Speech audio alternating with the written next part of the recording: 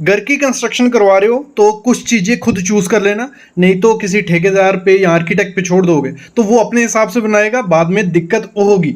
अगर आपको घर लग्जरियस दिखाना हो तो आपको डोर विंडो इनके साइज अपने हिसाब से रखनी चाहिए, जहाँ जहाँ आपकी रिक्वायरमेंट है वहाँ वहाँ डालने चाहिए। दूसरा, आपको जो भी पाइप है वो आपको अपने हिसाब से, दरवाजे अपने हिसाब से, क्योंकि उन पे छोड़ोगे वो पैसे भी थोड़े कमाने के चक्कर में आपकी क्वालिटी खराब कर सकते हैं, आपके घर की स्ट्रेंथ खराब कर सकते हैं। तो कुछ चीज़ें आपको ध्यान होनी चाहिए जब भी घर की कंस्ट्रक्शन करवानी है। ये 10 बातें ध्यान रखना, उसके बाद ही अपनी घर की कंस्ट्रक्शन करवाना। तो शुरू करते हैं आज का वीडियो। डोर जो बनाते हैं, देखो डोर बने बनाए लगाए जाते हैं ठेकेदार के द्वारा।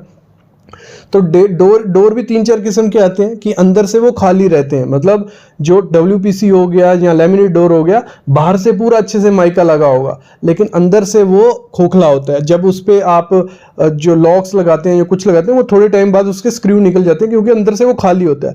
तो कभी भी डोर लेना है अच्छा चेक करके लेना है कि वो सही से, बाहर से नहीं देखना है। इसकी क्वालिटी होती है कि एक मतलब उसकी कितनी डेंसिटी होनी चाहिए दरवाजे की। देखो ये चूज हो जाता है, इस पे वीडियो बनाई आप देखना प्लेलिस्ट में, लेकिन मेन इंपॉर्टेंट होता है कि आपको साइज क्या देना है। मेन डोर, खिड़की या बेडरूम के दरवाजा, बेडरूम की खिड़की, वो साइज देना बहुत इंपॉर्टेंट होता है। वो सही से देना, वो मैं आपको बता देता हूँ, फिर आगे बताऊंगा कि वायर कौन सी लगानी है, पाइप कौन सी लगानी है, सीमेंट, सैंड, वो सब चीजें। मेन डोर होता है, उसी पे हमारा घर दिखना है।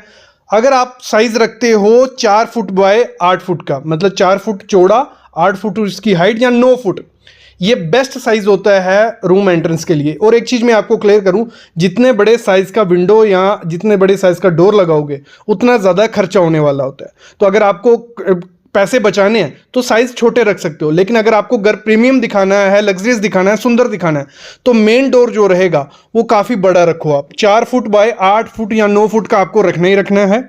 और साथ ही साथ अगर बड़ा डोर रखोगे, सामान अंदर बाहर लेने में कोई दिक्कत नहीं आती है। नहीं तो जो स्टैंडर्ड साइज रहता है 3.5 बाय 7 फुट का हमारा दरवाजा होता है। और मोस्टली लोग करते क्या है, जो मेन डोर रहता है उसके ऊपर ये वेंटिलेशन का ये दे देते हैं, ठीक है। तो ये वेंटिलेशन बहुत पुराने ज़माने की चीज़ है। ये कभी ऐसा मत करना कि मेन डोर में ये ऊपर वेंटिलेशन देना है, नीचे डोर देना है। इससे बेटर क्या है, 4 फुट या 5 फुट उसकी चौड़ाई रखो, बहुत बड़ा दरवाज़ा रखो, और हाइट उसकी 8 फुट या 9 फुट रखो। एक तो प्रीमियम दिखेगा, खर्चा होगा क्योंकि ये जो दरवाजा बनने वाला है वो 40-50 हज़ार रुपए का बनेगा अगर लकड़ी से बनवाओगे। नॉर्मल अगर लेके आते हो तो आपको 15 से 20 हज़ार रुपया ये मेन डोर 4 बाय 9 का दरवाजा बनाने में खर्चा आ जाता है। ये हो गया मेन डोर के बारे में।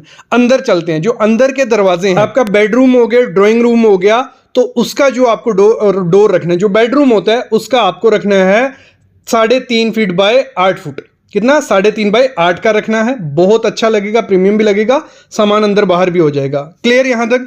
जो ड्राइंग रूम का आपको रखना है, एक तो ड्राइंग रूम का आपको ओपन रखोगे तो बहुत सुंदर दिखता है, मतलब आपकी जैसे एंट्री होती है, आपका पहले लॉबी होगी या ड्राइंग रूम होगा, तो जो भी आपका गेस्ट आएगा या कोई भी है वो डायरेक्ट एंटर कहां करे, ड्राइंग रूम में या लॉबी में, क्योंकि उसका अगर ओपनिंग बड़ी रखी होगी वहीं जो आपका बाहर से स्ट्रेंजर या गेस्ट आएगा वो वहीं बैठेगा। तो आप कर सकते हो, जहां तो ओपन रख सकते हो, जहां आप उसका साइज रख सकते हो 3 बाय 7 फुट का, चलेगा, कोई दिक्कत नहीं है। आगे होता है हमारा टॉयलेट और बाथरूम। टॉयलेट और बाथरूम का जितना छोटा ओपनिंग रहेगा बहुत बढ़िया है, 2.5 बाय 7 फुट का रख लो, जहां आपको 2.5 बाय 8 फुट का, तो इतना अगर साइज रखते हो तो अच्छा लगता है। और एक चीज क्लियर कर दूं, अगर डोर्स की हाइट ज्यादा होती है वो प्रीमियम थोड़े लगते हैं और रूम आपके बड़े भी दिखते हैं और स्पेशियस दिखते हैं, ये चीज ध्यान रखना। किचन का जो आपको डोर रखना है, एक तो आजकल ओपन किचन का बहुत ट्रेंड है, तो ओपन किचन रखोगे वो तो बहुत अच्छा है, वेंटिलेशन भी रहेगी और प्रीमियम भी दिखती है। दूसरा, अगर डोर आपको रखना है तो उसका भी डोर जितना बड़ा होगा उतना अच्छा है। बस एक दिक्कत आती है, कहीं किचन छोटी होती है, डोर बड़ा करेंगे तो उसके पीछे की जो एरिया होगा वो वेस्ट जाता है। तो इसलिए आपको जो डोर का किचन का डोर रखना है वो 3 बाय 7 फुट का रखना है, नहीं तो आप ओपन रख सकते हो। ये क्लियर हो गया आपको डोर का। इसी में आपको क्या करना है, कुछ रूम, रिलीजियस रूम जो रहता है हमारा, पूजा के लिए जो रूम रहता है, उसको ओपन रखना है। ओपन बहुत प्यारा लगता है, और अगर साइज हो जाता है उसका 3.5 या 4 फुट चौड़ा और हाइट उसकी 7 से 8 फीट, तो वो भी बहुत अच्छा लगेगा। उधर कर्टन यूज कर सकते हो। ये क्लियर हो गया आपको डोर का। डोर का यही स्टैंडर्ड साइज रहता है 3 बाय 7 का या 2.5 बाय 7 का, और मेन डोर आप बड़ा रख सकते हो। और मैंने आपको क्लियर कर दिया कि जितने बड़े बड़े डोर रखोगे, कोई स्टैंडर्ड चीज नहीं, आपको जो प्यारा लगता है, सुंदर लगता है, आप रख सकते हो। और बड़े डोर इक्वल टू प्रीमियमनेस आपके घर को। अगली जो विंडो आपको रखना है, विंडो का साइज देखो। विंडो का साइज किस पे डिपेंड होता है? रूम के साइज पे। रूम अगर छोटा है तो छोटी विंडो, रूम बड़ा है तो बड़ी विंडो। लेकिन और चीज़ भी आपको ध्यान देनी है, जब भी विंडो देनी है अपने रूम में, एक चीज़ का ध्यान रखना, अपना पहला फर्नीचर डिसाइड कर लेना कि आपका बेड कहाँ आ रहा है, टीवी कहाँ आ रहा है, क्योंकि इंटीरियर डिज़ाइन किया रहेगा कहाँ कहाँ है, तो फिर बाद में दिक्कत नहीं आती है। और मोस्टली मैं देखता हूँ 60 to 70% लोगों को क्या होता है, विंडो दे देते हैं जहाँ ठेकेदार या कॉन्ट्रैक्टर बोलता है, और फिर उनको बेड, कभी बेड आ जाता है उसके आगे, ना टीवी रखने की जगह होती है, टीवी कहीं साइड पे लगाना पड़ता है, तो ये दिक्कत आती है। पहले डिसाइड कर लो बेड कहाँ है, टीवी कहाँ है, डोर कहाँ है, फिर विंडो करनी है। देखो, जो आपका बेडरूम रहता है उसकी विंडो क्या करना है, आपको बड़ी सी रखनी है, बहुत प्रीमियम लगती है विंडो रखनी है आपको। 5 फुट तो उसकी हाइट रखो, कितनी, 5 फुट। नीचे तो हमारी विंडो शुरू कहां से होती है, 3 फीट पे हमारा सिल लेवल आ जाता है। 3 फीट से हम ऊपर विंडो शुरू करते हैं मोस्टली, तो 3 फीट से शुरू करनी है। 5 फीट उसकी कम से कम हाइट रखनी है, और लंबाई रखनी है 8 से 9 फीट। कितनी, 8 से 9 फुट। फिर से बोल रहा हूं, ये बाकी डिपेंड होता है आपके रूम साइज पे, लेकिन अगर आपका रूम है 12 बाई 15 का या 13 बाई 15 का, 10 बाई 10 से बड़ा जो रूम है उसमें इतनी बड़ी विंडो रखो, बहुत प्रीमियम लगेगी, बहुत अच्छी लगती है। क्योंकि जितनी बड़ी विंडो रहती है, एक तो लाइट बहुत अच्छी अंदर से बाहर आती है, और दूसरा वो प्रीमियमनेस देती है, क्योंकि जब उस पर कर्टन लगते हैं ऊपर से नीचे तक, तो वो आपके रूम को 4 चांद लगा देगी। तो विंडो आपको बड़ी रखनी है अपने बेडरूम में। विंडो और ज़्यादा प्रीमियम तब लगती है जब वो पूरी फ्लोर लेवल से शुरू हो जाती है। जैसे आप सामने देख रहे हो, नीचे से शुरू हुआ विंडो, लेकिन इसमें एक ध्यान रखना पड़ता है, जो ये एरिया है जहाँ ब्रिक है, यहाँ पे प्रॉपर से आपको दोनों तरफ मुलियन देने पड़ते हैं, कॉलम की तरह रहते हैं पिलर, और ऊपर बीम देना पड़ता है। बीच में खिड़की दोगे सही रहेगा, क्रैक्स नहीं आएंगे और फेलियर के चांसेस नहीं रहते, लेकिन ऐसी खिड़की को डिजाइन करके ही देना होता है। अगली जो आपकी ड्राइंग रूम की विंडो होगी वो 4 बाई 6 की आपको दे देनी है। कितनी, 4 बाई 6 की, क्योंकि छोटी सी विंडो चाहिए जो आपके सोफे के पीछे रहेगी या सोफे के फ्रंट में रह सकती है। किचन में जो आपको विंडो देनी है, 2 किस्म से विंडो दे सकते हैं। एक तो हमारी ऐसे भी हमारी चिमनी आने वाली है, वहाँ वेंटिलेशन लगने वाली है, तो कोई इतनी दिक्कत ज़रूरत तो नहीं होती है किचन की, लेकिन लोग देते हैं। तो आपको क्या करना है, एक किचन रहती है उसको आपको 4 फीट उसकी हाइट रखनी है और 3 फीट चौड़ी रखनी है, इतनी ज़रूरत ठीक है। अगर आप अपने घर में चिमनी नहीं दे रहे हो तो फिर आपको विंडो कैसे देनी है, लंबी विंडो देनी है। मतलब उसकी लंबाई होगी कोई 5 से 6 फीट, जहां आपका चूल्हा लगने वाला है उसके आगे रखो वो विंडो 5 से 6 फीट, और हाइट भले आप उसकी कितनी रखो, 3 से 3.5 फीट, तो वो बहुत अच्छी दिखती है। मेन हमारा हॉल होता है, लॉबी होती है, उसमें भी आपको बेडरूम की तरह जाना है। आपकी जो विंडो का साइज होगा काफ़ी बड़ा आपको रखना है। ऐसा करो जैसे हमारा सिल होता है 3 फीट पे, ठीक है, तो उसमें आप क्या कर सकते हो, 1 या 1.5 फीट के बाद अपनी विंडो शुरू कर सकते हो, और हाइट उसकी रख सकते हो 7 फुट, 7 से 8 फुट उसकी हाइट रखो, और लंबाई 8 से 9 फुट रखो। बहुत प्रीमियम रिच लुक लेगी आपके घर को। बस ये ऐसी विंडो, जो जितनी बड़ी विंडो होगी उतने क्रैक्स के चांसेस होते हैं, तो आपको क्या करना है, सिल में आपको कंक्रीट बैंड देना है, टॉप में लिंटल बीम देना है, तो अच्छे से कोई क्रैक आपके घर में नहीं आएगी, और विंडो भी सही से आपके घर में लगने वाली है। अगली विंडो जो रहती है, वेंटिलेशन देनी होती है हमें। बाथरूम और हमारा टॉयलेट होता है, उसमें वेंटिलेशन की बहुत ज़रूरत होती है, नहीं तो अंदर स्मेल रहेगी, मॉइस्चर रहेगा। तो आपको क्या करना है, वहाँ वेंटिलेशन के लिए छोटे से छोटा 1.5 बाई 2 का तो वेंटिलेशन आपको देना ही है। कितना, 1.5 बाई 2 का। बाकी 2 बाई 2 का भी आप दे सकते हो, 2 फुट बाई 2 फुट का, या आप कर सकते हो 2.5 फीट बाई 1.5 फीट, ऐसा साइज आपको रखना है। बाकी डिपेंड किस पे होता है कि आपका रूम का साइज, शेप कैसा है, बाथरूम का शेप कैसा है, उस पे हिसाब से हमें देना होता है। बाकी हमेशा आपको ये ध्यान रखना है कि जब भी आपको घर में अगर पैसों का कोई इशू नहीं है आपको इन्वेस्टमेंट का, तो आपको बड़े से बड़ा चीज़ रखना है, बहुत प्रीमियम लगेगा। और अगर पैसों का इशू है तो छोटा, मतलब इस हिसाब से डिसाइड करना जहां आपका फर्नीचर आने वाला है। अगली चीज आपको क्या करनी है, जब भी विंडो आपको देनी है, जो उसकी ग्रिल रहती है, ग्रिल इतनी कॉम्प्लिकेटेड मत बनाओ, क्योंकि एक तो लाइट नहीं आती, दूसरा वो अंदर से बाहर कोई देखेगा बहुत वियर्ड सा लगता है। अगर आपके एरिया में सिक्योरिटी का इशू नहीं है तो प्लेन विंडो बहुत प्रीमियम लगती हैं और अच्छी भी दिखती हैं आपके घर के लिए। अगर सिक्योरिटी का इशू है तो सिर्फ हॉरिजेंटल जो लाइन वाली ग्रिल आती है SS की या आयरन की, वो ग्रिल लगानी है। विंडो जो उसका शीशा रहेगा बिल्कुल प्लेन रखो, बहुत प्रीमियम और रिच आपके घर को लुक देने वाला। कंक्रीट का ग्रेड, कंक्रीट का ग्रेड सबको पता होता है, M20 ड्राइंग पे लिखा है, M25 या जो भी है, आपको ठेकेदार ने बता दिया कि M20 है या 25 है, जितना भी ग्रेड आपकी स्लैब में, फुटिंग में या बीम में डलने वाला है। लेकिन वो जो M25 या M20 लिखा है, क्या वो उतना उस रेशो का माल बना रहा है कि नहीं बना रहा है। जैसे हम एग्जांपल लेते हैं, M25 ग्रेड का कंक्रीट आपके घर में यूज होने वाला है, लेकिन कुछ ठेकेदार क्या करते हैं, वो 1:2 की जगह वो क्या कर देंगे, 1:2:4 भी कर सकते हैं, या 1:1.5, मतलब वहां पे सीमेंट वो बचा सकते हैं, क्योंकि घर की कंस्ट्रक्शन में सीमेंट बहुत महंगी चीज है जो लगती है, तो सीमेंट में वो झोल झाल कर सकते हैं। तो हमेशा आपको क्या करना है, जब भी घर की कंस्ट्रक्शन देनी है किसी को, ठेकेदार को, उसको मेंशन कर देने हैं कि मेजर करके कंक्रीट बनना चाहिए। और बीच में आप चेक भी कर सकते हो कि सही से कंक्रीट बन रहा है नहीं बन रहा है। बड़ी बड़ी कंपनीज में क्या होता है, कंक्रीट के क्यूब बनाए जाते हैं, उनके टेस्ट होते हैं, तो उनसे पता चल जाता है उनको कि सही ग्रेड है कि नहीं। छोटे पैमाने पर तो ये चेक कर नहीं सकते, बस आपको क्या करना है, साइट पे प्रेजेंट रहना है, मोस्टली देखना है जब भी ठेकेदार कंक्रीट बना रहा है वो सही से बना रहा है नहीं बना रहा है। और आप सोच रहे होंगे कि हमारा घर और ज्यादा स्ट्रांग बन रहा है, हम 25 ग्रेड यूज कर रहे हैं, लेकिन वो वहां लोचा कर देते हैं। तो आपको कुछ मेजरमेंट के लिए उनको बर्तन दे देना है या कुछ बना लेना है कि जिससे रेशो प्रॉपर जाए, जहां M25 जानी है वहां M25 जाए, जहां M20 वहां M20। और जिनको ग्रेड वगैरह पता नहीं है कि M25 क्या है M20 क्या है, ये सामने चार्ट देखो, यहाँ पे पूरा मेंशन है कि अगर M25 कंक्रीट रहता है उसमें कितना कितना माल डलता है, कितना सैंड, सीमेंट और एग्रीगेट डलता है, कितना पानी डलता है। तो ये सही तरीके से करना है। इसी में मोटार की रेशियो भी होती है। मोटार क्या हो गया, जो मसाला बनाया जाता है हमारी जोड़ाई में, ब्रिक वर्क में लगाया जाता है, हमारे प्लास्टर में लगाया जाता है। तो इसमें भी ड्राइंग पे भी मेंशन होता है कि 1:4 या 1:5 या 1:6 यूज करना है।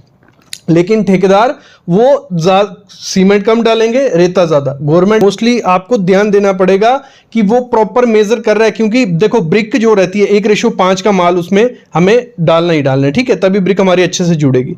तो वो देखना है कि 1 सीमेंट की बोरी डालेगा और 5 गुना उस पर सीमेंट होना चाहिए, इस तरीके से। ये चीज भी आपको चेक करनी है। अगली चीज कहाँ लोचा होता है, स्लैब की थिकनेस में।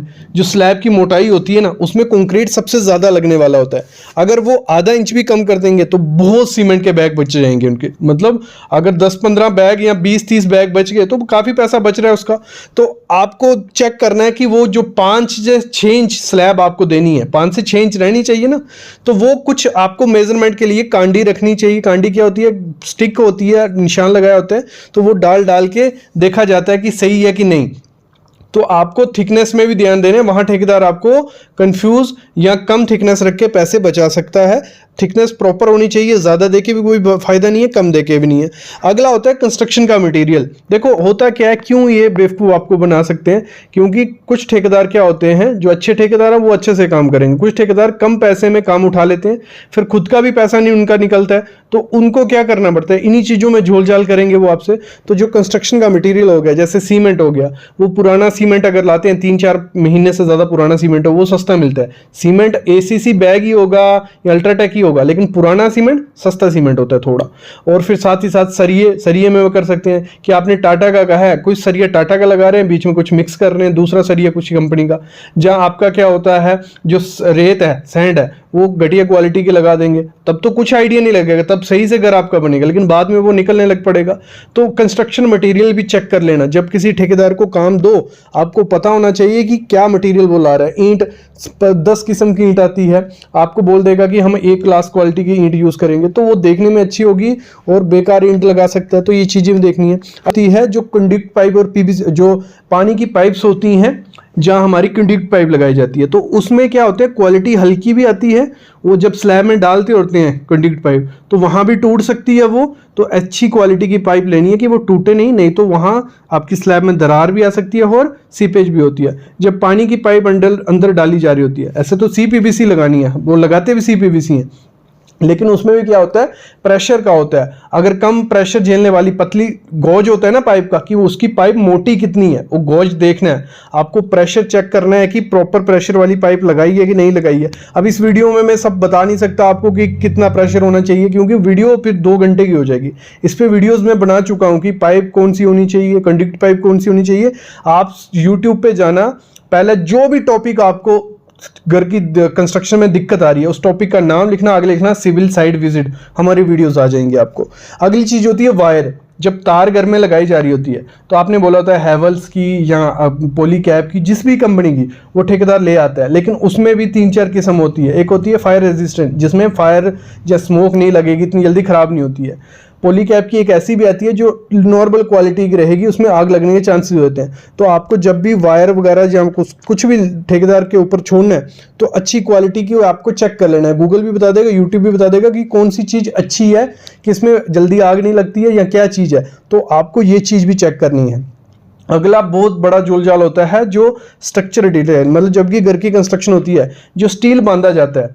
एक तो मैंने मोस्टली देखा है जो रिंग बांधे जाते हैं कॉलम में। कॉलम तो आप दे रहे हो 12 इंच बाय 15 इंच का कॉलम दिया था, लेकिन जो उसमें सरिया बांधा है उसमें जो रिंग दिए हैं, रिंग की स्पेसिंग कितनी होती है? 10 इंच, 9 इंच, 12 इंच, इतने दूर दूर मैंने स्पेसिंग देखी है करके कि रिंग की इतनी स्पेसिंग देती है। तो वो पिलर की कोई शक्ति नहीं रहेगी। मतलब जो चीज़ आपके सरिया को पकड़ के रख रही है, स्टीरअप का बहुत इंपॉर्टेंट रोल होता है रिंग का, अगर वो सही से नहीं दोगे तो दिक्कत आएगी। 6-7 इंच से ज़्यादा स्पेसिंग मैंने नहीं देखी किसी पिलर में देनी चाहिए। तो 6-7 दिन में मैक्सिमम बोल रहा हूँ। तो आपको स्पेसिंग सही से देनी है। और स्पेसिंग कैसे देनी होती है, इस पर वीडियोज़ हैं। आपको नीचे से जब स्पेसिंग देनी है तो 5 से 6 इंच देनी है, ऊपर आप 7 इंच कर लो सेंटर में, फिर जहां सपोर्ट आती है वहां आपका फिर से कम हो जाएगी स्पेसिंग। तो मेरा कहने का मतलब ये है कि वो क्या करते हैं, सरिये की स्पेसिंग बढ़ा देते हैं, उससे सरिया कम उनका लगता है और आपका स्ट्रक्चर खराब हो जाता है। तो आपको चेक करना है, ड्राइंग में देखना है, ड्राइंग पढ़ना। देखो कभी घर की कंस्ट्रक्शन करवाओ ना, जो घर की ड्राइंग बनाते हैं इंजीनियर, वो सिंपल सी होती है, कोई भी देख के पढ़ लेगा कि क्या क्या उसमें मेंशन है। बस आपको वो थोड़ा पढ़ लेना है जब भी घर की कंस्ट्रक्शन स्टार्ट होती है। तो जब पढ़ के आप देखोगे साइड पे जाके, तो आपको काफ़ी गलतियां भी पकड़ लोगे और ठेकेदार को भी थोड़ा डर रहेगा कि नहीं ये ड्राइंग देख रहे हैं। वरना आप ड्राइंग जहीं मर्जी से बना लो, फिर जब आप साइड पे देखोगे नहीं वो ड्राइंग से कर रहे हैं नहीं कर रहे, तो दिक्कत आ जाती है। कुछ कॉन्ट्रैक्टर ये चीज़ें करते हैं क्योंकि कम रेट में उन्होंने काम लिया होता है, तो वो दिक्कत आएगी। सरिये की डिटेल अच्छे से स्ट्रक्चर से बनानी है और चेक भी करनी है स्पेसिंग सही से दे रहा है नहीं दे रहा है। अगली चीज़ होती है जब फॉल सीलिंग हम किसी ठेकेदार को दे देते हैं, तो फॉल सीलिंग हम रेट कर लेते हैं फिक्स 120 या 130 रुपये पर स्क्वायर फीट। लेकिन जो देखने में वो डिज़ाइन वैसा ही बना देगा, लेकिन अंदर का मटेरियल भी आपको चेक करना है कि अच्छी कंपनी के चैनल लगा रहा है नहीं लगा रहा है, स्क्रू लगा रहा है नहीं लगा रहा है। नहीं तो होगा क्या, 3-4 साल वो फॉल सीलिंग बहुत अच्छी दिखेगी आपकी, लेकिन थोड़े टाइम बाद उसमें क्रैक्स भी आएंगे और कईयों की फॉल सीलिंग नीचे गिर भी जाती है। तो ये भी बहुत जगह देखा है, तो आपको चेक करना है। अगली चीज़ होती है पुट्टी और कोड। जब भी हम घर की कंस्ट्रक्शन किसी को दे देते हैं, बीच बीच में विजिट मार रहे हैं, बीच बीच में देखने जाते हैं, तो आपने 2 कोड कहा होगा, वो 1 कोड मार के आपको बोल सकता है कि 2 कोड, आप चेक नहीं कर पाओगे कि 2 कोड किए नहीं किए। तो वहां से उसकी पुट्टी भी बचेगी और लेबर भी बचेगी। तो ये चीज़ें होती हैं, कुछ कॉन्ट्रैक्टर करते हैं, ये नहीं बोल रहा कि सब कॉन्ट्रैक्टर करते हैं। अभी कमेंट्स भी रहेंगे कि सर आप कॉन्ट्रैक्टर के बारे में बुरा बोलते हो। कुछ ठेकेदार की बात कर रहा हूँ, 10 में से 1 करेंगे ये, क्योंकि पैसे बचाने उनको कि अगर कम रेट में काम लिया होगा, अगर सही से उन्होंने एनालाइज किया होगा, सही से रेट डाला होगा, तो उनको दिक्कत ही नहीं आएगी। 15 से 20-25% उनका ऐसे ही बच जाएगा पूरे घर में। तो यही होता है, इतना तो प्रॉफिट चाहिए। ठेकेदार काम ले रहा है, कमाने के लिए ले रहा है, तो उसने तो थोड़ा प्रॉफिट कमाना है। लेकिन कुछ कॉन्ट्रैक्टर कम रेट, मार्केट रेट चल रहा होगा 1600, वो काम ले लेगा 1200-1300 रुपये पर स्क्वायर फीट, तो फिर कहाँ से पूरे करेगा। तो इन्हीं तरीके से वो पैसे पूरे कर सकता है। तो अब बस आपको क्या करना है, एक बंदे को मतलब साइट पे विजिट करनी डेली, ड्राइंग देखना उसको आनी चाहिए। और ड्राइंग सीखना कोई मुश्किल नहीं है, 2-3 दिन ड्राइंग को देखोगे आप सीख जाओगे। सिंपल ड्राइंग बनाई होती है। और साइट पे ध्यान दो यार, और एग्रीमेंट वगैरह जरूर करो कॉन्ट्रैक्टर से कि कौन सी चीज़ कहाँ, स्पेसिफिकेशन। एग्रीमेंट आजकल क्या हो गया, सिर्फ नाम लिख दिया ये काम होगा, उसके साथ स्पेसिफिकेशन लिखो। हर एक काम का लिखो कि कौन सा ब्रांड यूज़ होगा, कौन सी चीज़ यूज़ होगी। और ये चीज़ें आप यूट्यूब से, गूगल से, सब चीज़ें आपको पता चल जाएंगी कि अच्छी क्वालिटी की मार्केट में क्या चीज़ें हैं, क्या लगनी चाहिए। तो आप बना के अच्छा काम करवा सकते हो। ये पार्ट 1 था कि कहाँ आप बेवकूफ़ बन सकते हो। ऐसी वीडियोज़ अगर चाहिए, चैनल को सब्सक्राइब भी करना, कमेंट भी करना। अगली वीडियो में मैं ले आऊँगा कि कुछ 10 चीज़ें और बताऊँगा जहाँ आप बेवकूफ़ बन सकते हो।